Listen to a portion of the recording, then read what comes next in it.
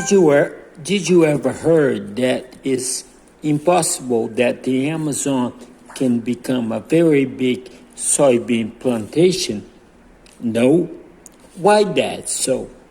Because a very big part of the Amazon is flooded forest, especially after the Wood River or the Rio Madeira, just about from the area of Manaus, and also big bunch of Peru. Why that? Because it floods. It stays during about 6 months underwater. And also because of the quantity of rivers. As grain plantations, they need long pieces of extended and flat land. And that is very much difficult to find in the Amazon.